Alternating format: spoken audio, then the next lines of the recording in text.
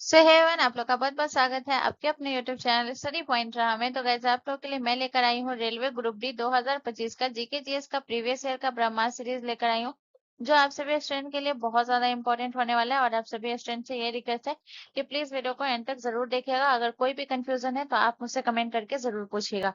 तो चलिए बिना देरी के स्टार्ट करते हैं और अपने पहले क्वेश्चन की तरफ बढ़ते हैं। तो आज का हमारा पहला प्रश्न है, क्वेश्चन नंबर 1 है। क्वेश्चन नंबर 1 हमसे कह रहा है कि अरावली और विंध्यन पर्वतमाला के बीच कौन सा पठार स्थित है। तो अरावली और विंध्यन पर्वतमाला के बीच जो है ये कौन सा पठार स्थित है। छोटा नागपुर का पठार स्थित है, मालवा का पठार, दक्कन का पठार या फिर प्रायद्वीपीय पठार। तो गाइज, इसका जो करेक्ट आंसर हो जाएगा वो हो जाएगा ऑप्शन बी। आपका करेक्ट आंसर हो जाएगा मालवा का पठार जो है ये विंध्यन और जो है अरावली पर्वत के बीच में स्थित है। इसके अलावा अगर मैं बात करूँ, ये जो है ये आपके कौन कौन से राज्य में फैला हुआ है। ठीक है, तो याद रखिएगा ये जो है कौन कौन से राज्य में फैला हुआ है। तो ये मध्य प्रदेश और राजस्थान के कुछ क्षेत्रों में फैला हुआ है। ठीक है, तो यहाँ पे जो है एक एक करके एक एक पॉइंट को देखेंगे। तो सबसे पहले याद रखिएगा कौन कौन से राज्यों में फैला है। तो याद रखिएगा ये कौन कौन से राज्यों में फैला हुआ है।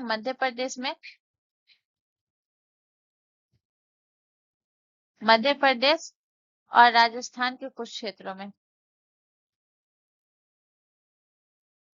मध्य प्रदेश और राजस्थान में। ठीक है, इसके अलावा आपको याद रखना है गाइस कि ये जो है मालवा का पठार जो है इसके बारे में आपको याद रखना है कि मालवा का पठार। तो यहाँ पे जो पहला पॉइंट तो ये हो गया। दूसरा पॉइंट आपको याद रखना है कि इसकी जो है ऊंचाई कितनी है गाइस। ऊंचाई मालवा के पठार की ऊंचाई, ठीक है, तो याद रखिएगा इसकी ऊंचाई है 500 से 600 मीटर।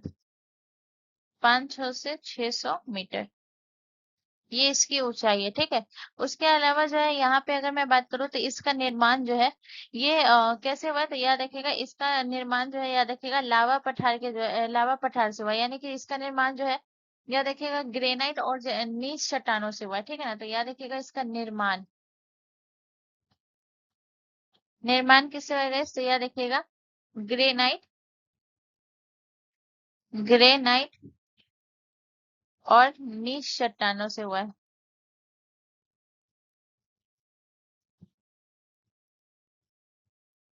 नीच चट्टानों से हुआ है। ठीक है, इसके अलावा आपको याद रखना है कि यहाँ पे जो है कौन सी मिट्टी सबसे ज्यादा पाई जाती है। तो याद रखिएगा यहाँ पे जो है काली मिट्टी सबसे ज्यादा पाई जाती है।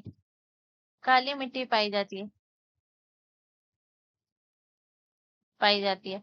उसके अलावा अगर मैं बात करूँ तो मालवा का पठार जो है ये यहाँ पे जो है कौन कौन सी फसल के लिए ये सबसे ज्यादा ये है। तो याद रखिएगा पहले तो आपको याद रखना है कि ये जो है कपास के लिए काली मिट्टी है, तो कपास के लिए ये उपयुक्त होगी। यहाँ पे जो है और कौन कौन सी फसल होती है। सोयाबीन होती है, कपास होता है, सोयाबीन होता है, दलहन होता है। ठीक है, दलहन होता है। इसके अलावा याद रखिएगा यहाँ पे जो है एक पॉइंट और याद रखिएगा कि अफीम के उत्पादन के लिए सबसे ज्यादा ये प्रसिद्ध है। तो अगर पूछा जाए कि अफीम के उत्पादन के लिए कौन सा पठार प्रसिद्ध है, तो मालवा का पठार अफीम के उत्पादन के लिए प्रसिद्ध है। ठीक है, इसके अलावा अगर मैं बात करूंगा तो याद रखिएगा कि यहाँ से जो है कौन कौन सी नदियों का उद्गम होता है। तो नदियां यहाँ से कौन कौन सी नदियां यहाँ से निकलती है। नदियां,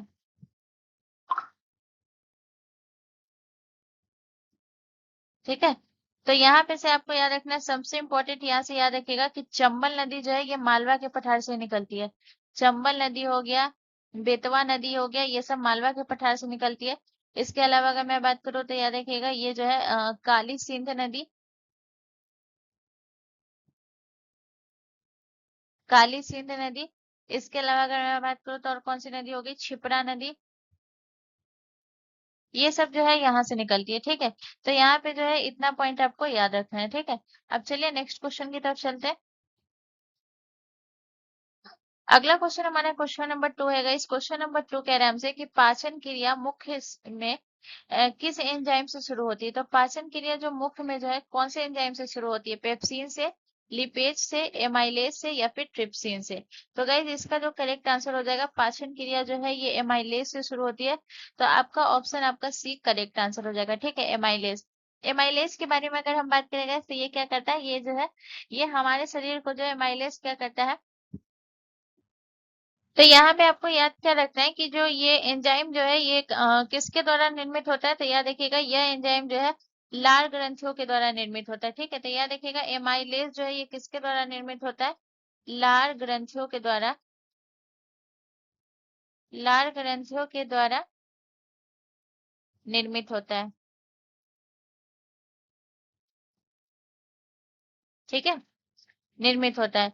इसके अलावा अगर मैं बात करूँ गाइस, तो ये जो है आपका, अगर मैं आगे की बात करूँ तो जैसे आपका हो गया यहाँ पे सबसे ऊपर आपका कौन सा है, पेप्सिन। पेप्सिन का काम क्या होता है गाइस, तो याद रखिएगा पेप्सिन का काम होता है, ये जो है ये जो है प्रोटीन को क्या करता है, छोटे पेप्टाइड्स में तोड़ता है। ठीक है ना,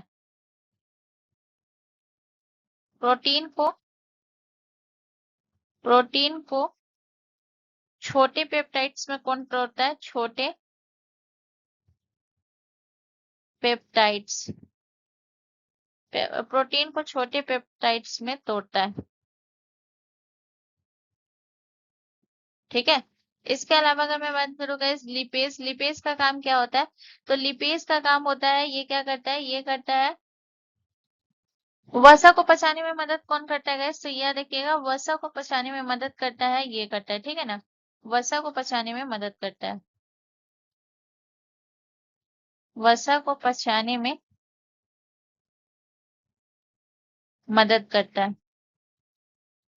ठीक है, इसके अलावा अगर मैं ट्रिप्सिन की बात करूँ, ट्रिप्सिन का काम क्या होता है गाइस, तो याद रखिएगा ट्रिप्सिन का काम होता है, यहाँ पे मैं अलग कलर ले लेती हूँ, क्या ना सेम कलर में दिक्कत हो जाएगा।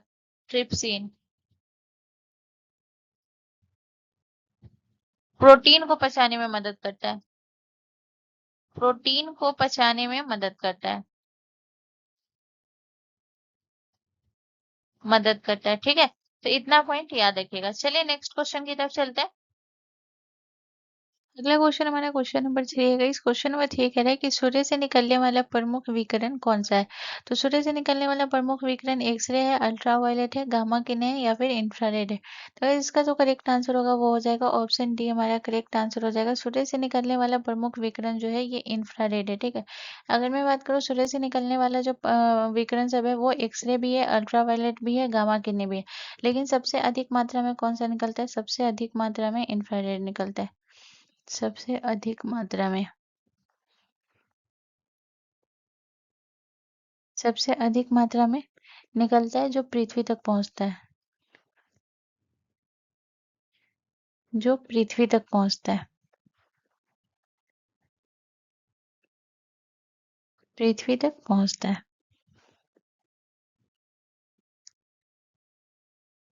इसके अलावा अगर मैं बात करूँ गाइस एक्सरे किरण की, तो एक्सरे के बारे में आपको क्या याद रखना है कि एक्सरे जो है ये जो है सूर्य से निकलती है। ठीक है ना, ये जो है ये क्या होती है, एक्सरे सूर्य से निकलती है, सूर्य से निकलती है, सूर्य से निकलती है, मगर क्या होती है, मगर ये जो है पृथ्वी तक नहीं पहुंच पाती है। ठीक है, पृथ्वी तक नहीं पहुंच पाती है क्योंकि इसे जो है वायुमंडल इसे अवशोषित कर लेता है। ठीक है, सूर्य से निकलती है परंतु पृथ्वी तक नहीं नहीं पहुंच पाती है, नहीं पहुंच पाती है,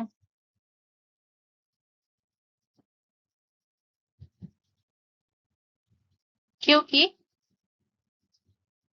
वायुमंडल, वायुमंडल इसे अवशोषित कर लेता है, अवशोषित, अवशोषित कर लेता है। ठीक है, तो ये पॉइंट आपको याद रखना है। तो इसके बारे में आपको समझना है, पूछा जाता है कि कौन सी किरणें जो सूर्य से निकलती है लेकिन वायुमंडल उसे अवशोषित कर लेता है, और वायुमंडल का कौन सा परत गैस, क्षोभ मंडल और समताप मंडल इसे अवशोषित कर लेता है। ठीक है, इसके अलावा आ जाते हैं गैस अल्ट्रावायलेट के बारे में। तो अल्ट्रावायलेट के बारे में आपको क्या याद रखना है कि अल्ट्रावायलेट जो है ये सूर्य से आती है, लेकिन इस ये क्या करती है, वायुमंडल का जो ओजोन परत होता है ना, जो कि आपके समताप मंडल में होता है, ये जो है उसे रोकता है। ठीक है ना, तो अल्ट्रावायलेट को जो है ये सूर्य से निकलती है, सूर्य से निकलती है, निकलती है, परंतु ओजोन परत, ठीक है ना, ओजोन परत इसे रोकती है। ठीक है, इसे रोकती है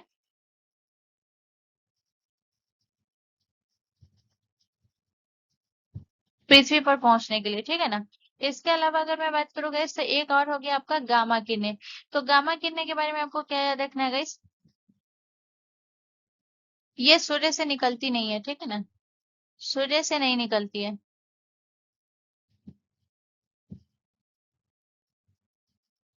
नहीं निकलती है। और याद रखिएगा गामा किरणें क्या जो है, ये अत्यधिक ऊर्जा वाली होती है, ठीक है ना, अत्यधिक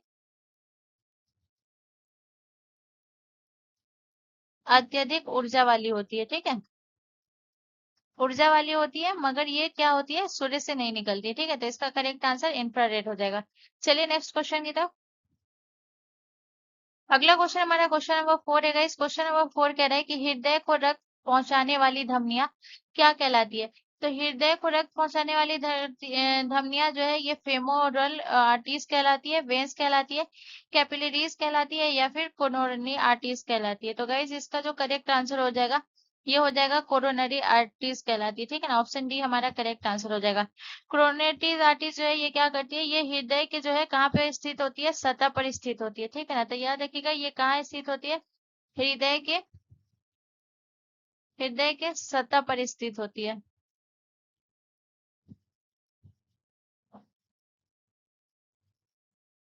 सतह पर स्थित होती है।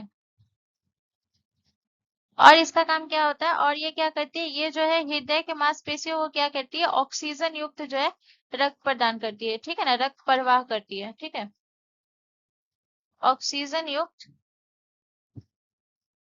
ऑक्सीजन युक्त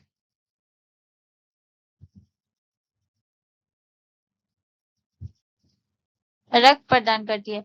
अगर मैं बात करूँ गाइस, तो अगर ये जो रक्त प्रदान करती है, अगर इसमें रुकावट आता है, तो हृदय हार्ट अटैक जैसी जो ये होता है, स्थिति बनता है, इसी की वजह से बनता है, ठीक है। इसके अलावा अगर मैं फोमेलर आर्टरीज के बारे में बात करूँ, इसका काम क्या होता है, इसका काम होता है गाइस, ये क्या करता है कि ये जो है टांगों को जो है टांगों को रक्त जो पहुंचाती है, वो कौन पहुंचाती है, तो ये जो है टांगों को रक्त पहुंचाती है, ठीक है ना, टांगों को रक्त पहुंचाती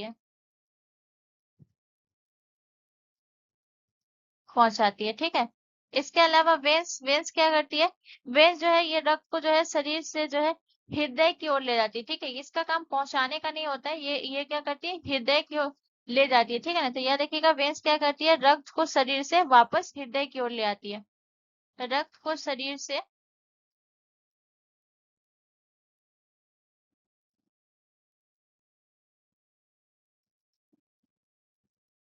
वापस हृदय की ओर लाती है,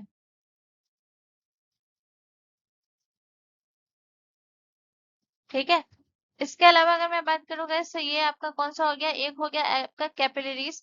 इसके बारे में आपको क्या याद रखना है गाइस, तो इसके बारे में याद रखना है कि ये जो है, ये गैसों का आदान प्रदान करती है, ठीक है, ये गैसों का आदान प्रदान करती है, गैसों का आदान प्रदान करती है, ठीक है। चलिए नेक्स्ट क्वेश्चन की तरफ। अगला क्वेश्चन हमारा क्वेश्चन नंबर 5 है गाइस। क्वेश्चन नंबर 5 कह रहा है कि हाइड्रोजन बम में किस प्रक्रिया का उपयोग किया जाता है? तो हाइड्रोजन बम में विद्युत अपघटन का, नाभिकीय विखंडन का, नाभिकीय संलयन का, या फिर दहन का। तो गाइस इसका जो करेक्ट आंसर हो जाएगा, वो हो जाएगा ऑप्शन सी हमारा करेक्ट आंसर हो जाएगा, नाभिकीय संलयन का। नाभिकीय संलयन का होता है, तो इसमें जैसे कि अगर मैं बताऊं तो ये क्या होता है, सबसे पहले तो मैं आपको ये बता देती हूँ कि हाइड्रोजन बम को क्या कहा जाता है, तो इसे जो है थर्मो न्यूक्लियर बम भी कहा जाता है, ठीक है। तो पहले ये आप ये लिख लीजिएगा, थर्मोन्यूक्लियर, थर्मोन्यूक्लियर बम भी कहा जाता है, ठीक है। इसके अलावा आपको क्या याद रखना है कि नाभिकीय संलयन में होता क्या है, तो नाभिकीय संलयन में जो हाइड्रोजन के हल्के नाभिक होते हैं, हाइड्रोजन के हाइड्रोजन के हल्के नाभिक, तो हाइड्रोजन के हल्के नाभिक कैसे कौन होते हैं, जैसे मैं लिखा देती हूँ, जैसे आपका कौन सा हो गया, जैसे आपका हो गया ड्यूटेरियम, ड्यूटेरियम ड्यूटेरियम, और जो है याद रखिएगा, और आपका कौन सा हो गया, ट्राइटियम,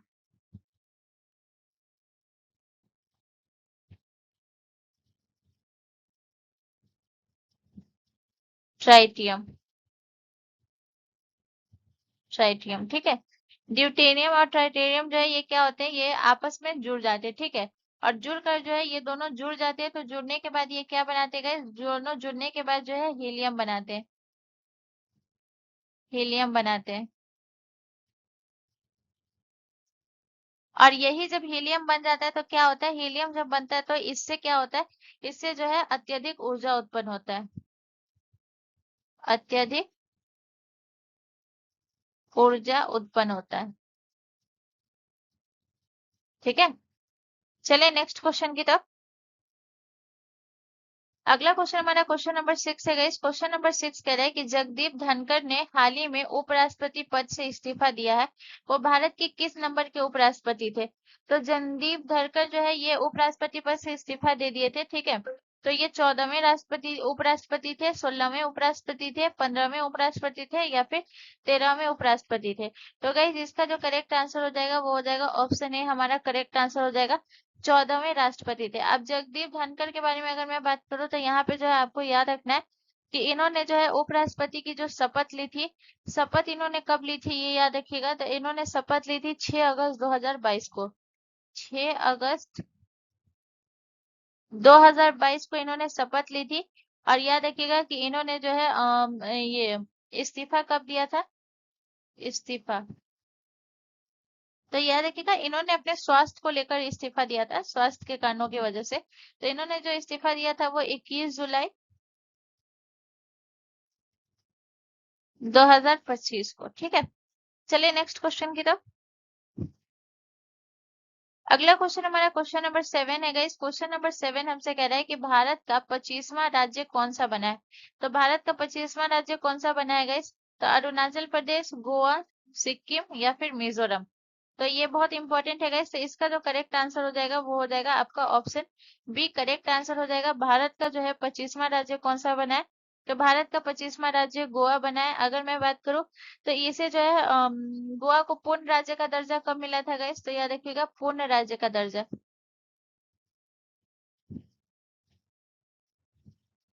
तो गोवा को पूर्ण राज्य का दर्जा मिला था गाइस 30 मई 1987 को।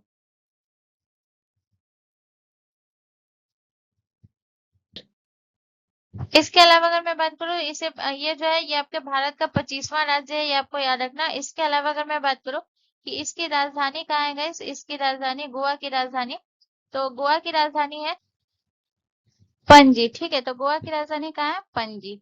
और ये याद रखिएगा गोवा की जो राजधानी पणजी है, पूछा जाता है ये कौन सी नदी के किनारे, तो याद रखिएगा मांडवी नदी के किनारे, मांडवी नदी के किनारे।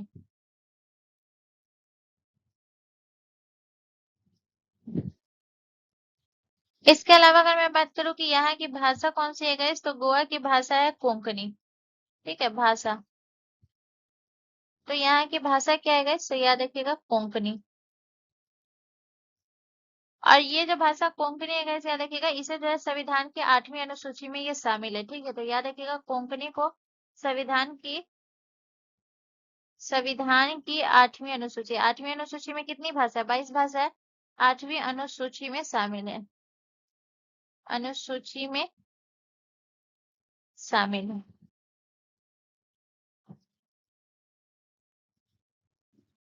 और इस भाषा को, कोंकणी भाषा को जो है मान्यता कब प्राप्त हुआ था गाइस, तो याद रखिएगा इसे मान्यता प्राप्त हुआ था 1987 में, ठीक है। 1987 में मान्यता प्राप्त हुआ था, मान्यता प्राप्त हुआ था, ठीक है।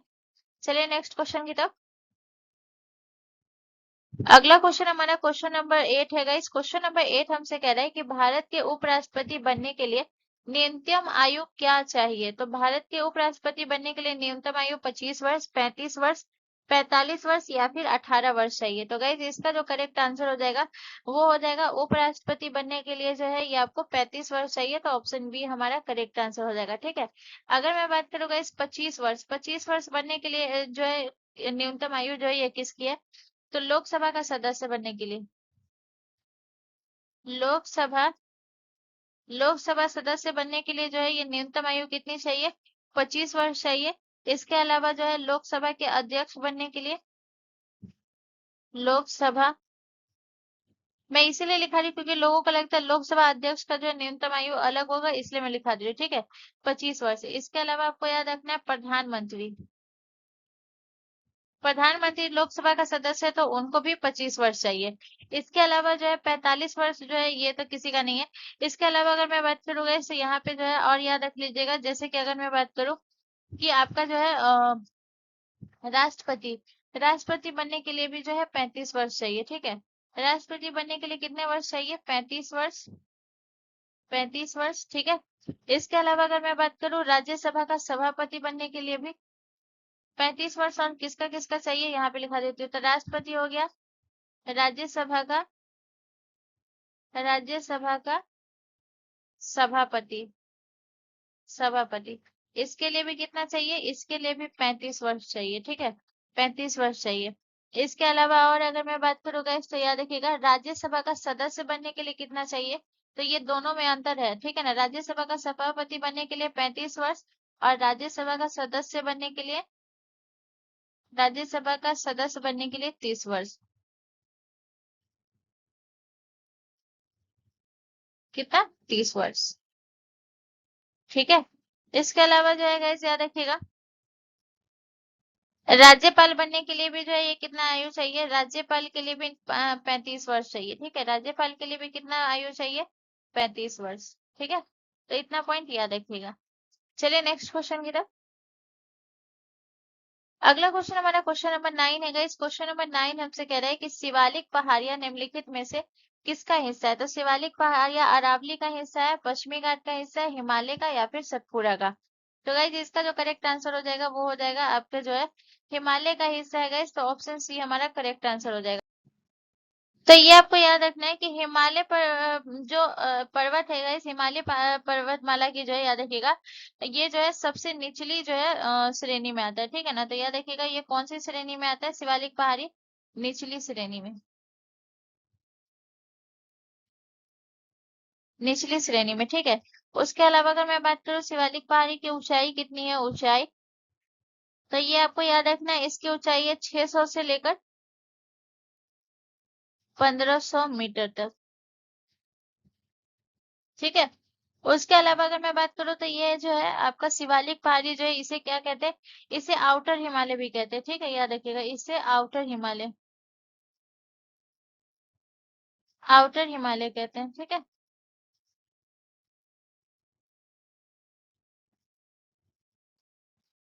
चलिए नेक्स्ट क्वेश्चन की तरफ। अगला क्वेश्चन हमारा क्वेश्चन नंबर 10 है गाइस। क्वेश्चन नंबर 10 हमसे कह रहा है कि भारत का पहला गवर्नर जनरल कौन था? तो भारत का पहला governor general Lord William Bentinck था, लॉर्ड कैनिंग था, लॉर्ड माउंटबेटन था, या फिर लॉर्ड कर्जन था। तो गाइस इसका जो करेक्ट आंसर हो जाएगा, यहाँ पे आपसे क्या पूछ रहा है? भारत का पहला गवर्नर जनरल, ठीक है ना, बंगाल का पहला गवर्नर जनरल नहीं पूछ रहा है। तो भारत का पहला गवर्नर जनरल जो है ये आपका हो जाएगा लॉर्ड विलियम बेंटिंक। ठीक है, तो याद रखिएगा लॉर्ड विलियम बेंटिंक के बारे में आपको क्या याद रखना है कि ये भारत का पहला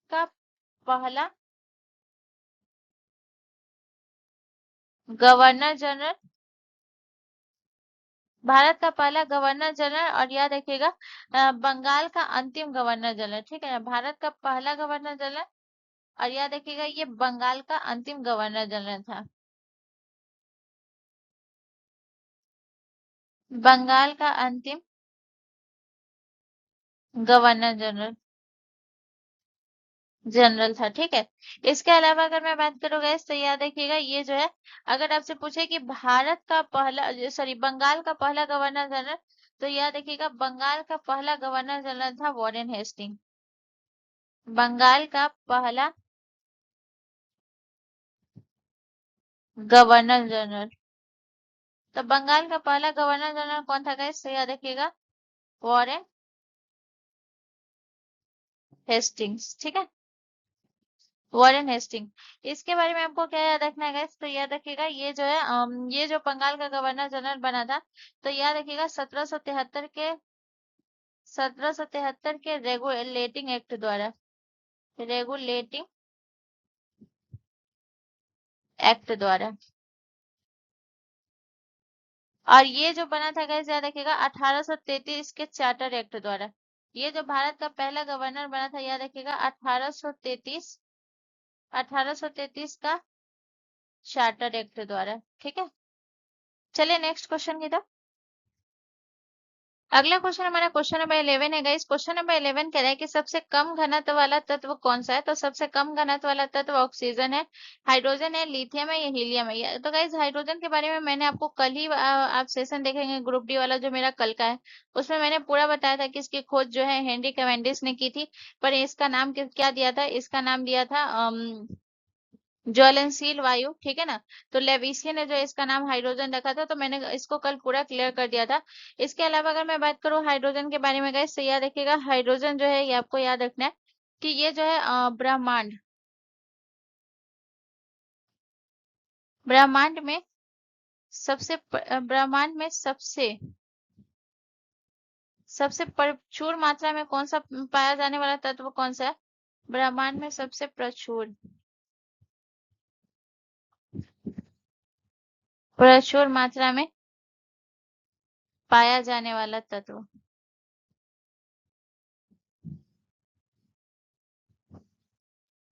ठीक है, तो ये हाइड्रोजन है। इसके अलावा याद रखिएगा ये जो है आवर्त सारणी का सबसे पहला ये कौन सा है।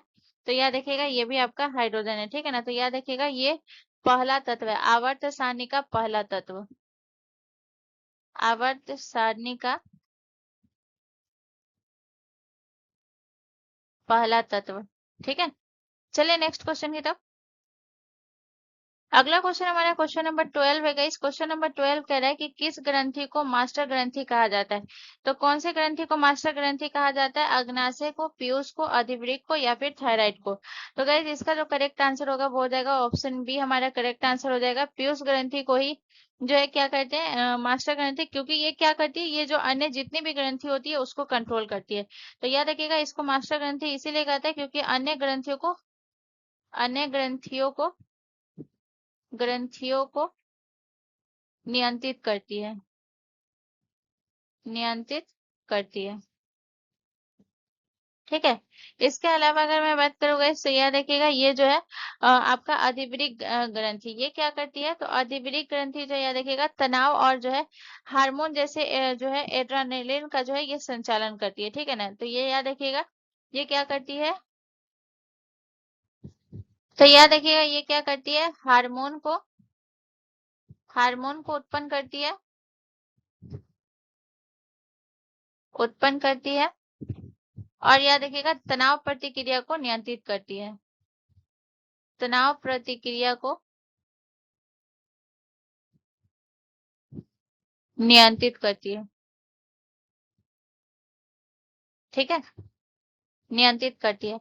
इसके अलावा जो है याद रखिएगा थायराइड की अगर मैं बात करूं तो ये क्या करती है, ये मेटाबॉलिज्म को नियंत्रित करती है। ठीक है ना, थायरोक्सिन हार्मोन उत्पन्न करती है और मेटाबॉलिज्म को नियंत्रित करती है, मेटाबॉलिज्म को नियंत्रित करती है।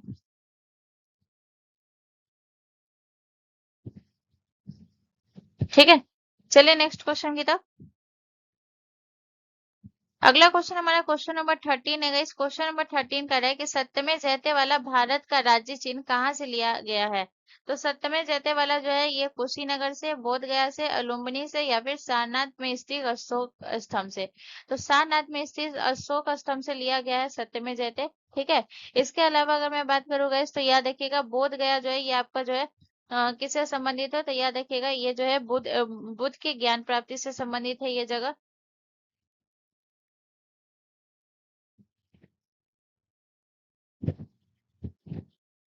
बुद्ध के ज्ञान प्राप्ति से, ज्ञान प्राप्ति से। इसके अलावा लुम्बिनी जो है ये बुद्ध के जन्म से है, बुद्ध के जन्म से संबंधित है। ठीक है, और इसके अलावा कुशीनगर की अगर मैं बात करूंगा तो कुशीनगर जो है ये बुद्ध के महापरिनिर्वाण से संबंधित है, बुद्ध के महापरिनिर्वाण परिनिर्वाण। ठीक है, चलिए नेक्स्ट क्वेश्चन की तरफ। अगला क्वेश्चन हमारा क्वेश्चन नंबर 14 है गाइस। क्वेश्चन नंबर 14 कह रहा है कि कबड्डी विश्व कप 2025 के पुरुष वर्ग का किताब किस देश ने जीता है।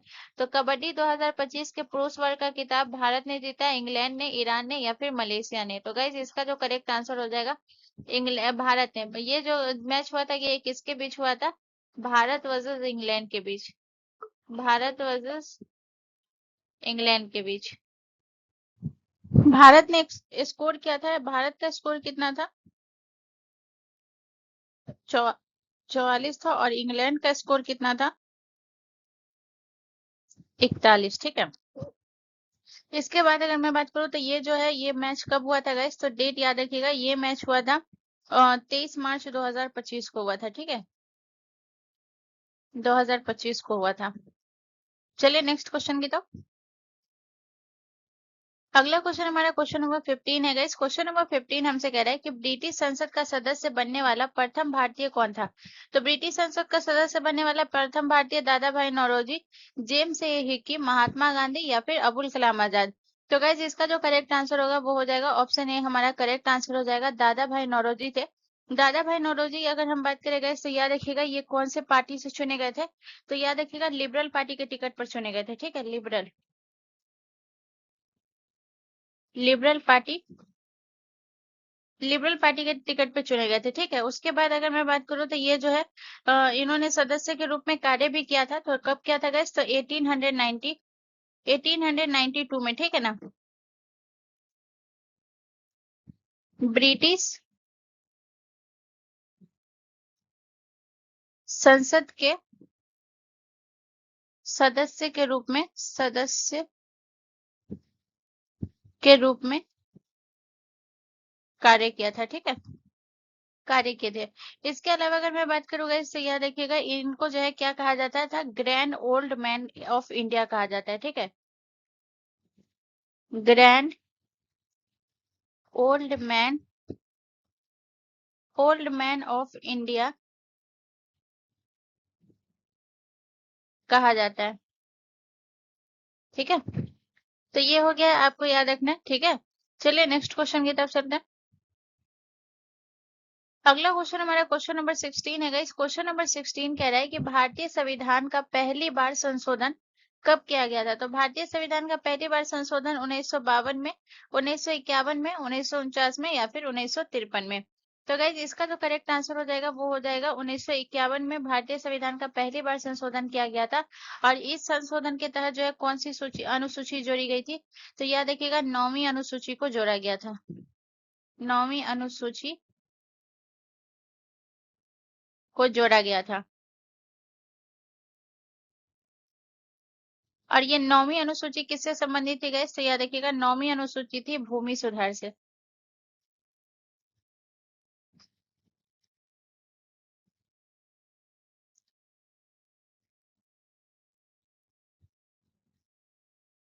ठीक है, चलिए नेक्स्ट क्वेश्चन की तरफ। अगला क्वेश्चन हमारा क्वेश्चन नंबर 17 है गाइस। क्वेश्चन नंबर 17 कह रहे हैं हमसे कि भारत में केंद्र शासित प्रदेशों में नगर निगम निकायों की स्थापना की जाती है। तो नगर निगम निकायों की स्थापना जो है नगर आयोग द्वारा किया जाता है, राज्य विधानमंडल द्वारा किया जाता है, संसद के अधिनियम द्वारा किया जाता है या फिर जनमत द्वारा किया जाता है। तो गाइज इसका जो करेक्ट आंसर हो जाएगा वो हो जाएगा संसद के अधिनियम के द्वारा। ठीक है, ऑप्शन सी हमारा करेक्ट है। बहुत बहुत लोगों को लगता है कि जो भारत में केंद्र शासित प्रदेशों के जो नगर निगमों की स्थापना की जाती है वो नगर आयोग द्वारा की जाती है। ठीक है, जो कि ये रॉन्ग है। ठीक है, किसके द्वारा की जाती है? संसद के अधिनियम के द्वारा। चलिए नेक्स्ट क्वेश्चन की तरफ। अगला क्वेश्चन हमारा क्वेश्चन नंबर 18 है गाइस। क्वेश्चन नंबर 18 हमसे कह रहा है कि वीणा वादक के रूप में किस राजा को उनके सिक्कों पर दर्शाया गया है? तो वीणा वादक के रूप में जो है कौन सा राजा है जो उनके सिक्कों पर दर्शाया गया है? तो आपके ऑप्शन है, ऑप्शन ए चंद्रगुप्त प्रथम, option B Chandragupta Maurya, option C Ashoka या फिर जो है ऑप्शन डी आपका कौन सा हो गया? समुद्रगुप्त। तो गाइज इसका जो करेक्ट आंसर हो जाएगा वो हो जाएगा आपका जो है समुद्रगुप्त। करेक्ट आंसर हो जाएगा। ठीक है, समुद्रगुप्त को क्या कहा जाता था? तो समुद्रगुप्त को भारत का नेपोलियन भी कहा जाता है। भारत का नेपोलियन,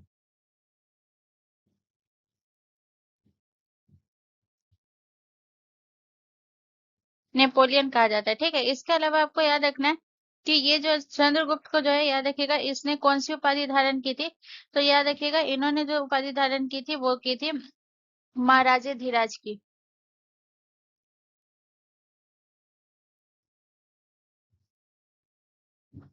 ठीक है, उपाधि धारण की थी।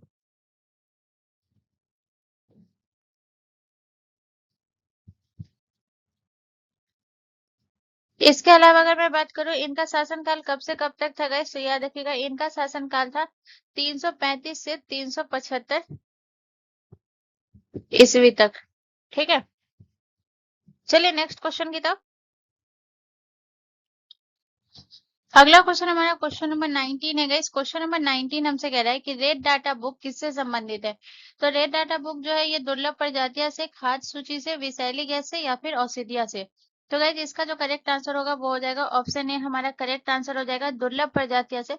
यानी कि रेड डाटा बुक वो दस्तावेज है जिसमें क्या होता है कि वो प्रजातियों को इसमें सूचित किया जाता है जिसमें जो विलुप्त होने के कगार पे होते हैं। ठीक है ना, रेड डाटा बुक में जो है यहाँ पे लिख लीजिएगा किस प्रजातियों को सूचित किया जाता है, उन प्रजातियों को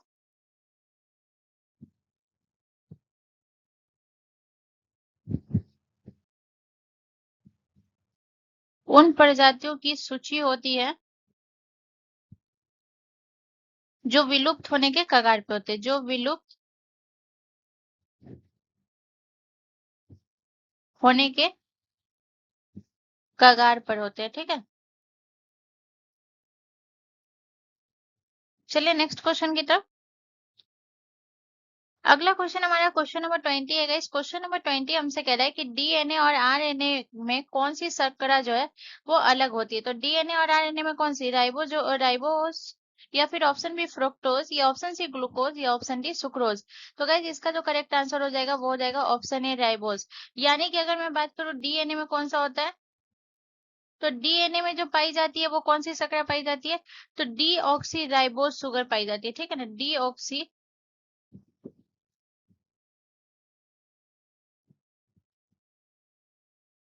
ऑक्सी राइबोज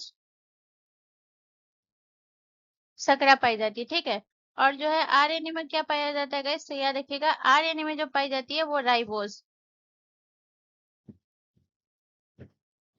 शर्करा पाई जाती है। ठीक है, तो ये दोनों ये डिफरेंस है। ठीक है ना, ये दोनों याद रखिएगा। चलिए नेक्स्ट क्वेश्चन की तरफ। अगला क्वेश्चन हमारा क्वेश्चन नंबर 21 है गाइस। क्वेश्चन नंबर 21 कह रहा है कि सबसे बड़ी रक्त कोशिका जो है वो कौन सी है। तो सबसे बड़ी रक्त कोशिका बिंबाणु है, मोनोसाइट है, लिम्फोसाइट है या फिर न्यूट्रोफिल है। तो गाइस इसका जो करेक्ट आंसर हो जाएगा वो हो जाएगा मोनोसाइट। मोनोसाइट कौन है गाइस, तो याद रखिएगा मोनोसाइट जो है ये डब्ल्यूबीसी का प्रकार है। ठीक है, इसके अलावा अगर मैं बात करूँ गाइस कि मोनोसाइट जो है याद रखिएगा डब्ल्यूबीसी आपका कौन सा श्वेत रक्त कोशिका हो गया। तो ये क्या करती है गाइस, तो ये याद रखिएगा ये शरीर की जो है क्या है, सबसे बड़ी रक्त कोशिका है जो कि आपको ऑप्शन में दिया हुआ है। और याद रखिएगा इसका जो है आकार की अगर मैं बात करूँ, इसका आकार जो है लगभग कितना होता है गाइस, तो याद रखिएगा 15 से 18 माइक्रोमीटर। ठीक है, चलिए नेक्स्ट क्वेश्चन की तरफ। अगला क्वेश्चन हमारा क्वेश्चन नंबर 22 है गाइस। क्वेश्चन नंबर 22 कह रहा है कि सांभर साल्ट लेक किस खनिज का प्रमुख आपूर्ति करता है। तो जो है ये सांभर साल्ट लेक जो है, तो यहाँ पे साल्ट से ही आप समझ जाइएगा कि कौन से खनिज का पूर्ति करता है, तो नमक का करता है। ठीक है ना, ऑप्शन बी हमारा करेक्ट आंसर हो जाएगा। तो सांबर जो साल्ट है यानी कि सांबर लेक जो है ये आपका कौन से राज्य में है गाइस, तो याद रखिएगा सांबर जो है ये आपके राजस्थान में है। राजस्थान के कहाँ है गाइस, याद रखिएगा जयपुर में। ठीक है, इसके अलावा याद रखिएगा कि ये जो है ये आपका जो है खारे पानी की जो है अंतर्देशीय झील है। ठीक है ना, खारे पानी की अंतर्देशीय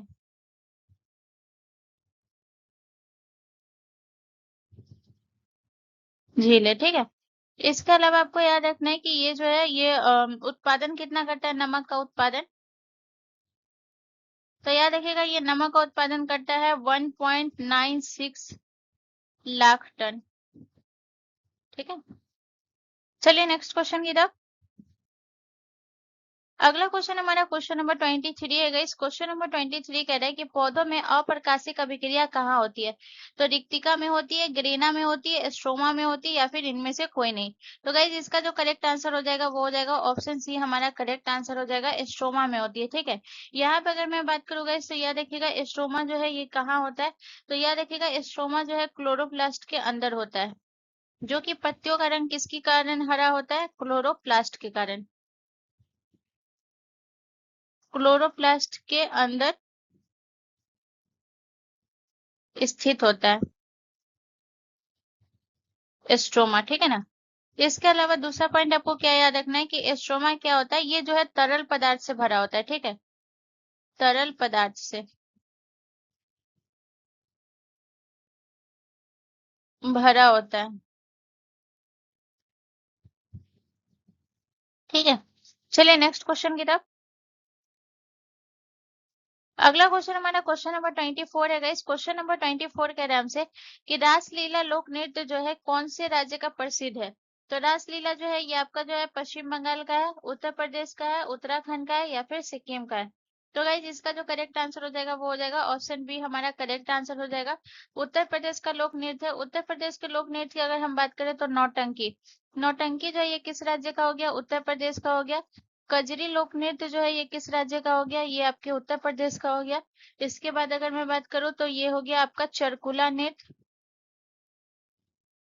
ये भी उत्तर प्रदेश का हो गया, ठीक है। इसके अलावा अगर बात करें मयूर नृत्य, ये भी आपके उत्तर प्रदेश का हो गया, ठीक है। चलिए नेक्स्ट क्वेश्चन की तरफ। अगला क्वेश्चन हमारा क्वेश्चन नंबर 25 है गाइस। क्वेश्चन नंबर 25 कह रहा है कि अमीर खुसरो का नाम जोड़ा जाता है। तो अमीर खुसरो का नाम जो है ये किससे जोड़ा जाता है? तबला के आविष्कार से, सितार के आविष्कार से, सरोद के आविष्कार से या फिर शहनाई के आविष्कार से? तो गाइस इसका जो करेक्ट आंसर हो जाएगा वो हो जाएगा ऑप्शन बी, ठीक है ना, सितार के आविष्कार से इनका नाम जोड़ा जाता है। अमीर खुसरो की अगर हम बात करें गाइस तो यहाँ पे जो है एक एक करके पूरा नाम देखेंगे तो सबसे पहले इनका वास्तविक नाम देखेंगे। तो अमीर खुसरो का वास्तविक नाम क्या था गाइस? तो याद रखिएगा इनका वास्तविक नाम था अबुल हसन,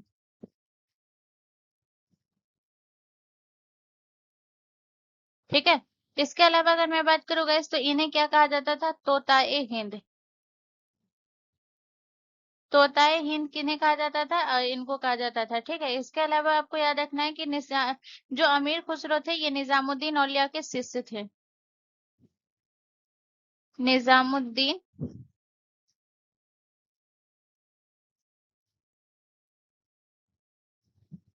औलिया के शिष्य थे, ठीक है। इसके अलावा गाइस याद रखिएगा इनकी कुछ प्रसिद्ध रचनाएं हैं। तो इनकी कौन कौन सी रचनाएं हैं? तो याद रखिएगा इनका जो है नू सिपहर जो है ये किन्होंने लिखा है गाइस? तो नू सिपहर जो है इन्होंने ही लिखा है, नू सिपहर। उसके बाद जो है याद रखिएगा तुगलकनामा, तुगलकनामा, ठीक है। उसके बाद याद रखिएगा सात शासकों का दरबार किसने देखा है? सात शासकों का दरबार देखा है? सात शासकों का दरबार देखा है किसने? अमीर खुसरो ने, ठीक है। चलिए नेक्स्ट क्वेश्चन की तरफ। अगला क्वेश्चन हमारा क्वेश्चन नंबर 26 है गाइस। क्वेश्चन नंबर 26 कह रहा है कि बिहार का धुआं कुंड जलप्रपात निम्नलिखित में से किस नदी पर स्थित है? तो बिहार का धुआं कुंड जलप्रपात जो है महासने नदी पर, कन्हा नदी पर, काओ नदी पर या फिर इनमें से कोई नहीं? तो गाइस इसका जो करेक्ट आंसर हो जाएगा वो हो जाएगा ऑप्शन सी हमारा करेक्ट आंसर हो जाएगा। बिहार का धुआं कुंड जलप्रपात काओ नदी पर स्थित है और याद रखिएगा ये बिहार के कौन से जिले में? तो याद रखिएगा बिहार के रोहतास जिले में, ठीक है। इसके अलावा आपको याद रखना है गाइस कि ये जो है इसकी ऊंचाई कितनी है गाइस? तो ये ऊंचाई याद रखिएगा, ऊंचाई, ठीक है। तो याद रखिएगा 130 फीट की उससे जो है 130 फीट से गिरता है, ठीक है। इसके अलावा अगर मैं बात करूँ गाइस तो याद रखिएगा ये जो है आपके सासाराम से जो है, सासाराम के पास ही है लेकिन सासाराम से जो है 15 किलोमीटर की दूरी पर है, ठीक है। चलिए नेक्स्ट क्वेश्चन की तरफ। अगला क्वेश्चन हमारा क्वेश्चन नंबर 27 है गाइस। क्वेश्चन नंबर 27 कह रहा है कि बेंदी खलम उत्सव किस राज्य में मनाया जाता है? तो बेंदी खलम नागालैंड में, मणिपुर में, असम में या फिर मेघालय में? तो गाइस इसका जो करेक्ट आंसर हो जाएगा वो हो जाएगा ऑप्शन डी हमारा करेक्ट आंसर हो जाएगा, मेघालय में। सबसे इंपॉर्टेंट अगर मैं बात करूँ गाइस तो याद रखिएगा बेंदी खलम जो है ये कौन सी जनजाति द्वारा मनाया जाता है? जनजाति, तो याद रखिएगा जयंती जनजाति द्वारा, जयंतिया जनजाति द्वारा। ठीक है। इसके अलावा अगर मैं बात करूँ गाइस, तो याद रखिएगा ये जो है कब मनाया जाता है, तो याद रखिएगा हर साल जुलाई महीने में।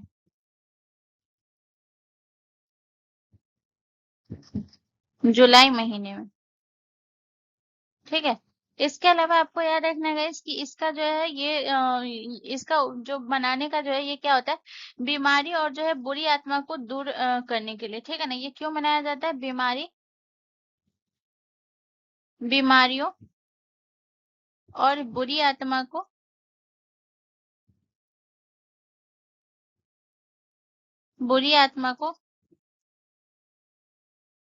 दूर करने के लिए, ठीक है। ठीक है, चलिए नेक्स्ट क्वेश्चन की तरफ। अगला क्वेश्चन हमारा क्वेश्चन नंबर 28 है गाइस। क्वेश्चन नंबर 28 हमसे कह रहा है कि स्थानीय सांसद और विधायक किसके पदेन सदस्य होते हैं। तो स्थानीय सांसद और विधायक जो है ग्राम सभा के पदेन सदस्य होते हैं, ग्राम पंचायत के, जिला परिषद के, या फिर इनमें से कोई नहीं। तो गाइस इसका जो करेक्ट आंसर हो जाएगा वो हो जाएगा आपका ऑप्शन सी, जो है करेक्ट आंसर हो जाएगा, जिला परिषद के होते हैं, ठीक है ना। जिला परिषद जो है याद रखिएगा ये जो है पंचायती राज व्यवस्था की सबसे ऊंची इकाई कौन सी होती है, तो याद रखिएगा पंचायती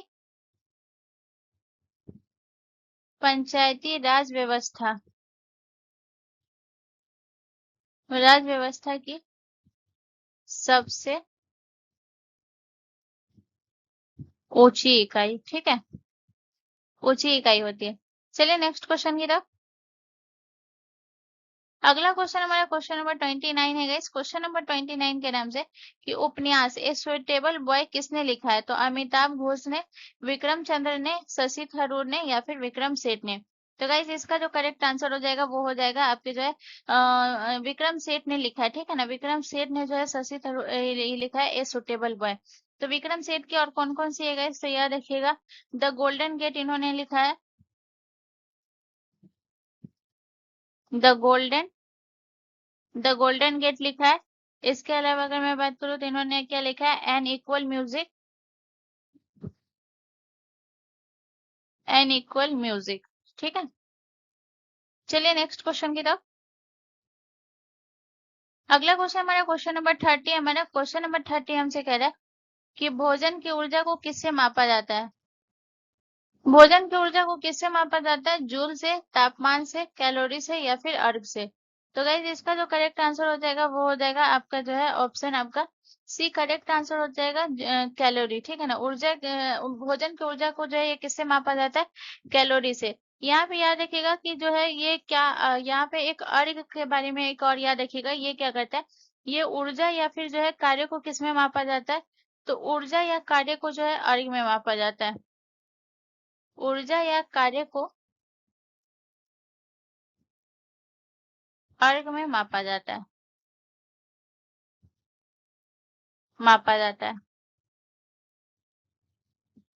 ठीक है।